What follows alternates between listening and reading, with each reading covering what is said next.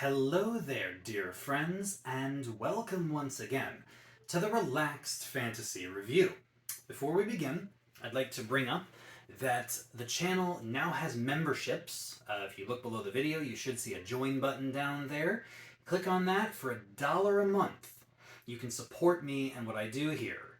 You get a little badge next to that, your name in the comments for doing that, which lets me spot you, answer your comments faster, and all in all, just give you my undying gratitude.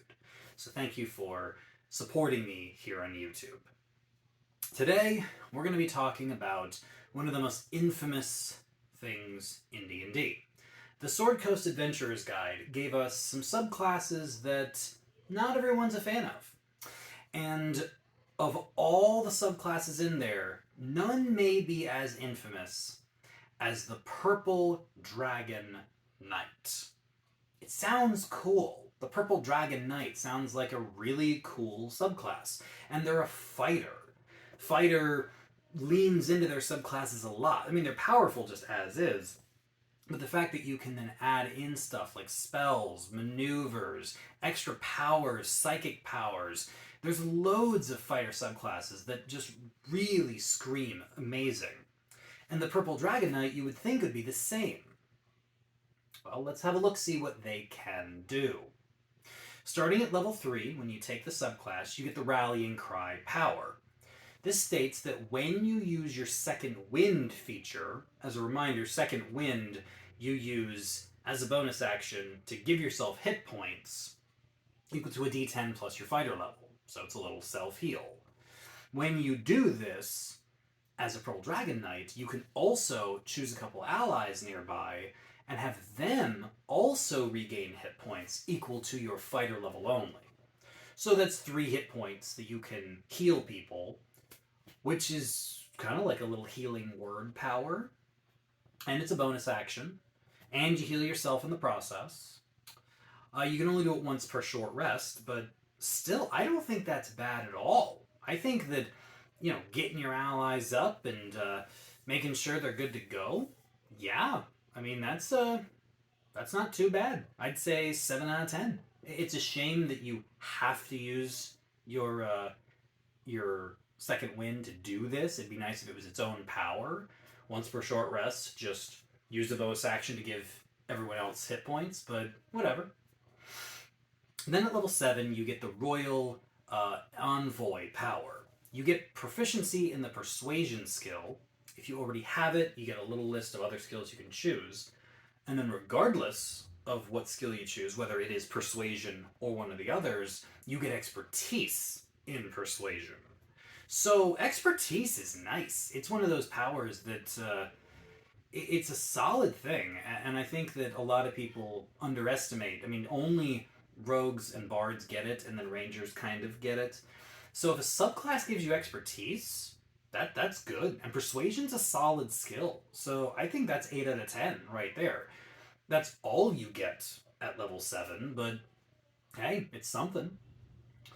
Then at level 10, you get the Inspiring Surge power. Basically, Action Surge is one of the most powerful fighter skills out there. It allows you to take an extra action on your turn, which you can use to attack or dash or whatever you need to do. This states that when you use your Action Surge, you can choose an ally, and they can use their reaction to make a weapon attack. So it allows an ally to weaponize their reaction. This is really good if you have a rogue in the party. You have to use your Action Surge to do it, though.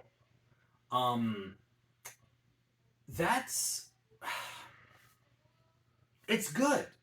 It's actually good. Getting an ally to weaponize their reaction. I mean, Battle Masters can do this with a maneuver and one of their superiority dice. But you can use your Action Surge, which you're gonna do anyway. And it just makes it a little stronger. And then at 18th level, you can choose 2 allies to do this with. So this is okay. Like, this is another 7 out of 10 sort of thing. You can do it once per short rest, or more, once you get more uses of Action Surge. But, like, it just makes your Action Surge just that little bit better. So, I don't think this is bad. Then finally, Bulwark. Bulwark ties to your Indomitable feature. When you use Indomitable, it allows you to re-roll a failed saving throw. The idea here is that when you use Bulwark, it says that when you use Indomitable, you can choose an ally who also failed their saving throw and let them re-roll it as well. Now this is a little messy because basically, if you use Indomitable for yourself and no one else failed the save, then this isn't a feature. And if you succeed the save, but an ally failed it, and you want to give them the reroll, you also have to take the reroll.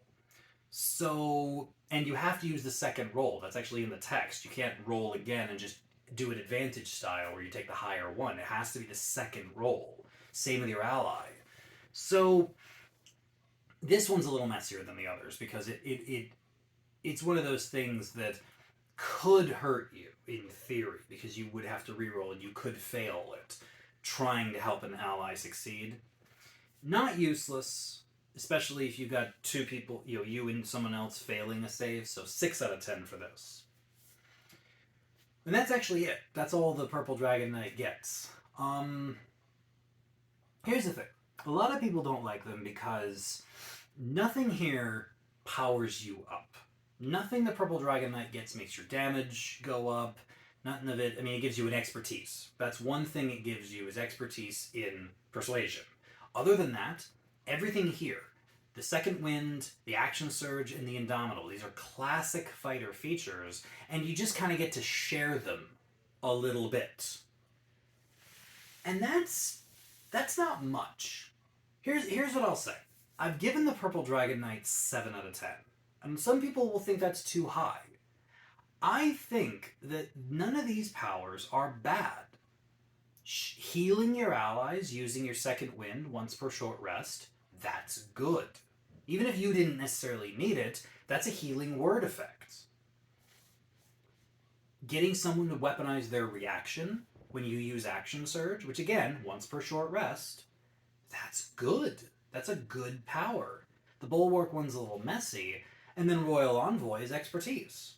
I really don't think, like, if you take the fighter concept out of your mind, and you think about this fighter almost like they're just a crappy bard, where they don't use bardic inspiration 3, 4, 5 times a day. Instead, they heal once a day, allow an ally to reaction attack once a day, and help an ally reroll a save once a day, or twice a day, or whatever. When you think about them in that respect, as a support fighter, they're not awful. The only reason people really think they are is because every one of these things, pretty much, can be done by a Battle Master or by an Eldritch Knight. They get more powers, and they are better built. The Purple Dragon Knight is clunky, and ties things. Honestly, they almost feel like a monk. Because monks use their key points to do everything. When you run out, you're left with the base class. Purple Dragon Knight's kind of the same. You use your Second Wind, Action Surge, and Indomitable feature, and then when they're used, before your next short rest, you're just a basic fighter now, with expertise and persuasion. Is that bad? It's not great, which is why I gave them 7 out of 10. I think these are useful powers, and I don't think you should just turn your thumb down to this fighter. Are they one of the worst fighters? Yes. Are they bad just inherently? No, I don't think so. I think they're 7 out of 10, and while your subclass features may be limited, if you don't have any other support characters in the party, I don't think there's any reason you shouldn't take this subclass. You want to be a fighter that also can support a little bit? Be a Battle Master, and if you don't want to be a Battle Master, then be this. This has been the Relaxed Fantasy Review. If you enjoyed the video, please like and subscribe down below. Look out for that join button down there, and keep your eyes peeled for more subclass reviews coming down the line soon. Have a good one, my friends.